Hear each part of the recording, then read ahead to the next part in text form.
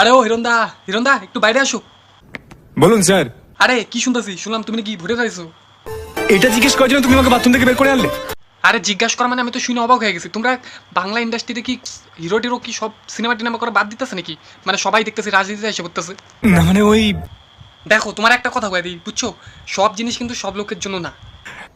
রাজনীতিতে তো আসছো, মানে জিতা গেলে একবারে মুখ্যমন্ত্রী প্রধানমন্ত্রী হয়ে যাবা, এরকম ভাব তোমাদের। আমার মতো ছোট মানুষের কি বড় স্বপ্ন দেখা অপরাধ? অপরাধ মানে? তুমি কি ভোটে দাঁড়ায় জিতা গেলে প্রধানমন্ত্রী হতে চাও? হ্যাঁ।